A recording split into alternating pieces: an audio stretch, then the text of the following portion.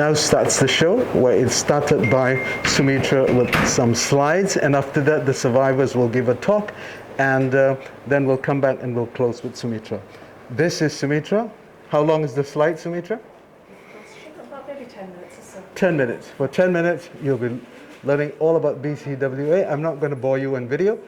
Go to their website, check them out, BCWA. We'll come back with the survivor story in a few minutes. So, Kuala was first diagnosed with breast cancer back in 2017? 2008. 2008. And it hit her out of the blue because she felt that there was nobody in her family who had breast cancer. There was no rhyme or reason why this needed to happen to her. But I'll let Kuala tell you what happened, how she found out that she had breast cancer. Thank you everyone for being here today. It's really good to see that everyone has interest and support BCWA. It's very important. I was 37 years old when I was first diagnosed in 2008.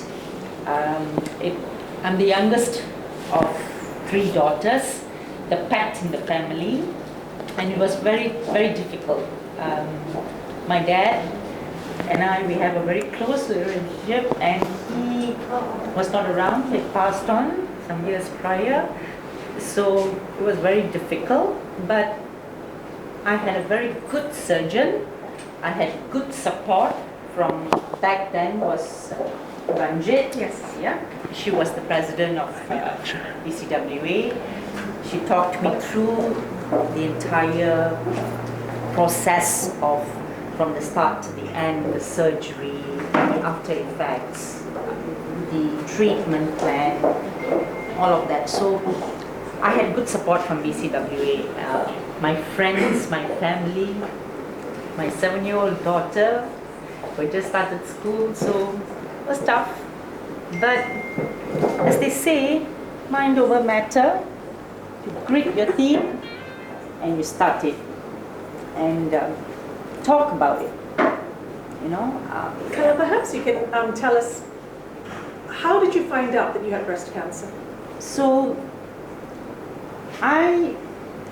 during my regular checks, my self-checks, I felt a lump. So this was actually in 2007. So I got myself checked and I was supposed to do a follow-up in 6 months. And due to work commitments, I overlooked that follow-up. So this overlapped to my 1-year follow-up, which I went diligently, but by which time the tumor had grown and I had to get surgery. So I went, back then, I went to the National Cancer Society where Prof. Sulaiman, who's retired now, he checked me and he said, what did you do last year? You know, it was a very general conversation. He didn't want to, he knew immediately that it was cancer, but he didn't want to alarm me because I was alone. He said, what did you do last year? And I said, like, I went, I saw, I got a second opinion, and everyone said it was all good, but I needed to go for a follow-up. And it occurred to me at that moment, I didn't do my 6 months follow-up. So it was after a full-blown year, and he said, no, perhaps you need to go back and see the doctor that you saw and see what she suggests. So he wrote out a referral letter to Mitra, and in that referral letter, I didn't realize that he is actually confirming his suspicion that I had cancer.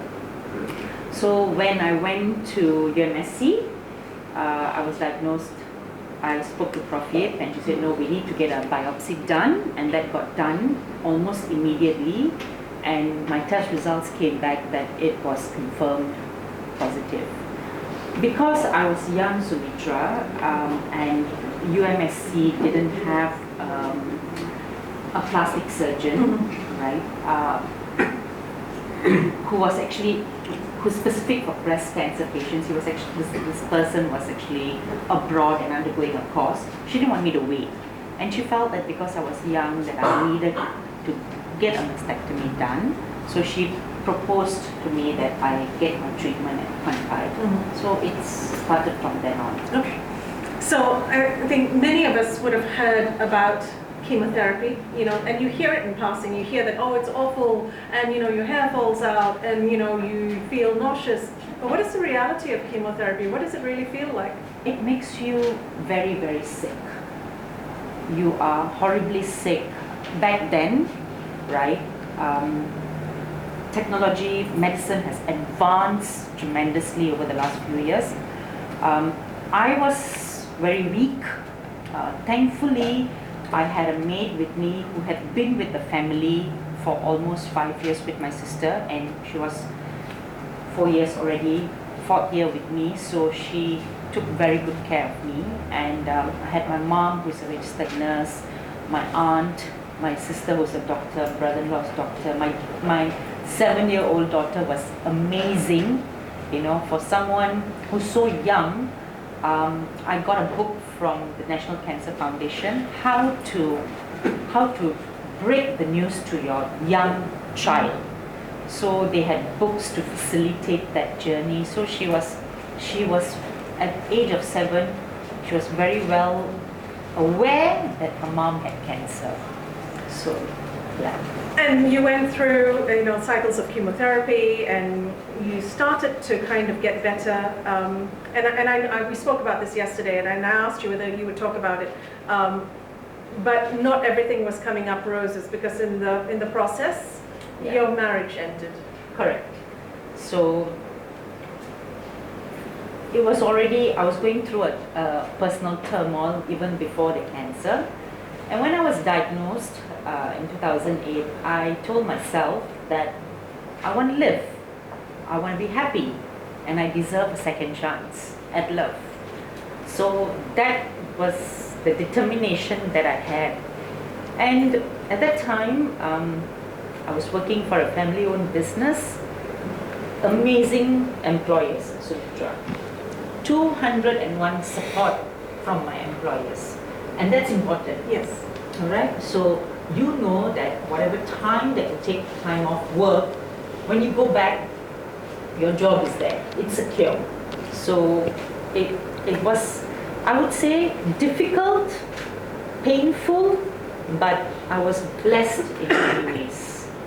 And so what amazes me about your story, Kala, is the fact that there's so much strife and hardship through it, and you would think that when you get to the 10-year mark, the 12-year mark, that you tell yourself that, okay, things are taking a turn for the better. Yeah.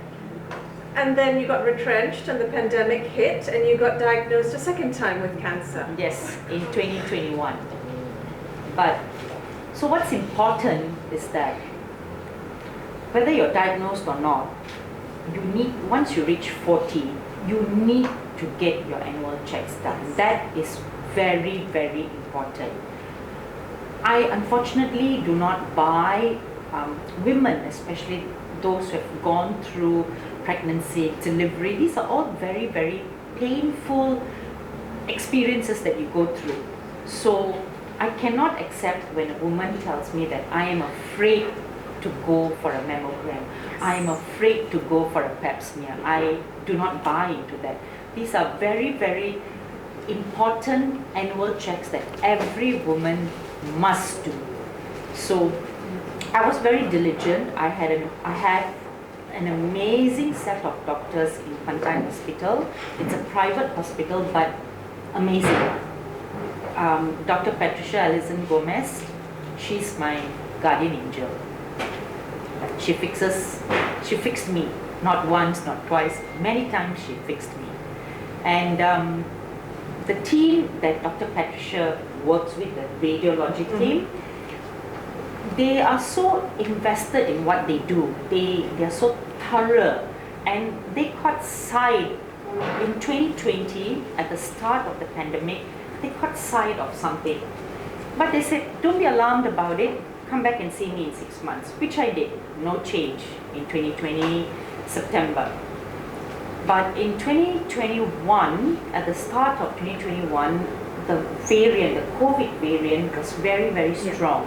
And once when you're diagnosed with cancer, your immunity is always something that you worry about. And I was told by my sister, who's a doctor as well, she said, if you can avoid going, if you can wait, don't go to the hospital now in case you get an infection. And Dr. Patricia agreed with me because she had seen me just a few months prior, you know.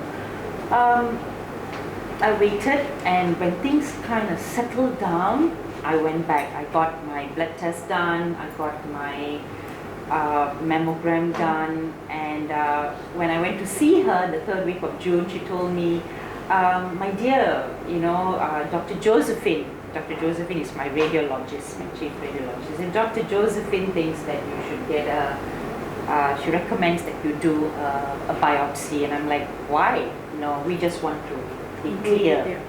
And I said, all right, let's go ahead, let's do this biopsy. So she told me on Thursday, Friday she signed up all the forms, Friday morning I went for my biopsy, it was a daycare. Monday evening I got my result, Friday evening I went in for my second mastectomy. So that has been my journey. But she was very confident because they caught it so early. I was so diligent to do my annual checks, my 6 monthly checks with Dr. Patricia, that I didn't need to go through the full works of chemo and radiation, unlike 2008. So, So you had a really important message just now for any woman who's feeling fear or trepidation or, you know, feeling like she just doesn't want to do her first breast check because she's afraid of what's possible, or she's afraid of what might come next. What would your advice be to her? most women are just, because they know that mammograms are painful. So that pain is bigger than the universe for them, right? So that's why I said when you go through other things, this is just a few minutes of pain. It will pain for a day or two, it will pain. I am not saying that it won't, but just take 2 Panadols and be done with it. Yeah. You know, life goes on, right? But you need to get this done. And I said just now at the start that every woman at the age of 40 and above must check. But cancer can happen to anyone. You don't need to be 40 and above. In 2008, when I was first diagnosed, I kept myself positive. You know, I had everyone wanting to exercise with me. I had a friend, a pharmacist, who would take me out. You know, and it's so important to remain positive, and your journey will be smooth, right? It's very, very important. The thing that I also want to share, that in 2008, when I completed my chemo and I went into radiation, I was shocked. I was lost for words when I actually saw patients, women that are as young as 21, being treated for cancer. So my message is that self-check is very important. Organizations like PCWA, in every country that you come from, I'm sure you have organizations that are similar with PCWA. Please support. You know, as Sumitra said, they depend on public funding. Do what you can, buy their t-shirts, buy their scarves, you know, donate, you know, it's tax exempt, do things. And I'm saying this now, I'm very late in this race. While I was diagnosed twice, despite having a good team of surgeons in Pantai, I did not volunteer my time. I am very shy. I'm a very, very exceptionally shy person. This is my first time talking about cancer, my treatment, in front of public. I've never done so.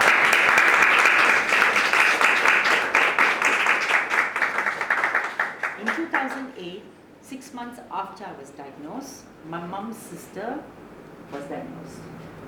And she gave so much to the cancer community. She did the outreach program, she danced. She's very shy. Manti is just like me, she's very shy, but she danced to raise funds. She did the walks with the candy girls.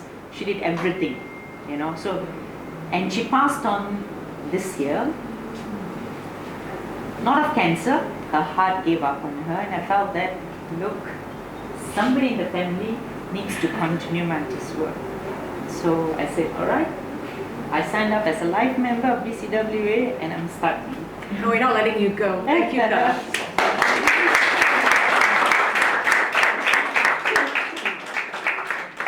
I just want to say, thanks to the Lord, okay, you are here.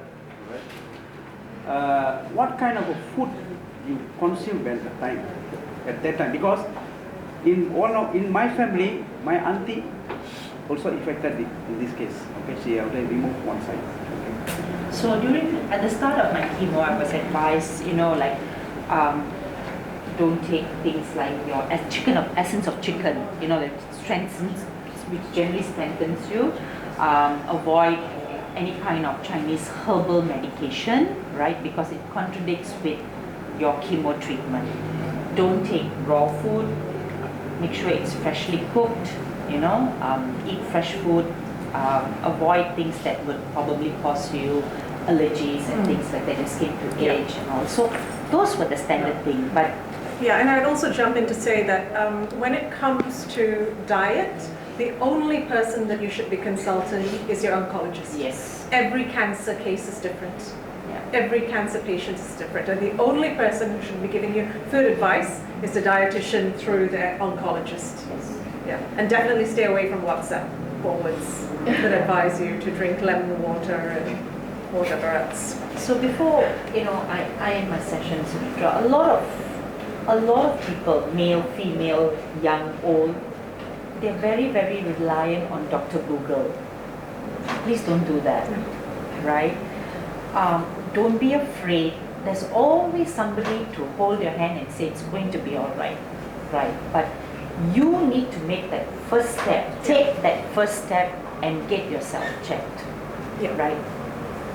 Google is not going to get you anywhere. Yeah, read just for your information, but that's it.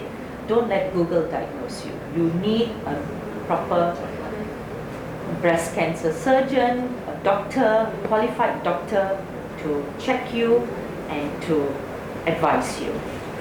Yeah? And that's a great note to end on, because what Kuala's been saying to you over and over again is that it starts with you being aware of yourself. I'm about to introduce you to, no, we're not going to be doing, hang on a second. Kuala, Yes. thank you. So what we're going to do is our nursing team is on standby. We're going to break you up into little groups, and we're going to teach you exactly how to feel for lumps and how to do a self-breast examination. I'm not going to shame anybody and ask who has done one before and who hasn't. In your minds, if you've never done one before, today is when you learn, and you take that information with you for Pink October. All right, ladies and gentlemen, thank you very much for your attention. I'll leave you in the capable hands of our nursing team. Do you want to divide them up into groups? Hi Kuala, how are you? Thank you for sharing your beautiful story.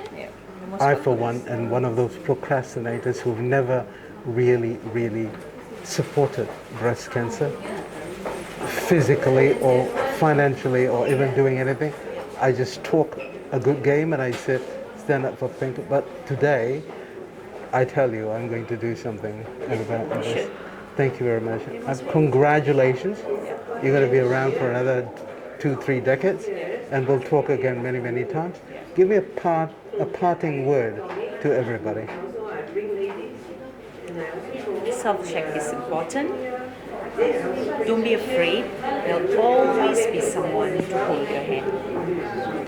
So sweet. Welcome to Malaysia, people. Check out BCWA. Support people like Kuala. Actually, you're supporting everybody by doing this, because everybody is one way or another touched by cancer, especially breast cancer. Kuala, mahalo. With beautiful Kuala, my new friend, and at BCWA. Say bye-bye. JC out.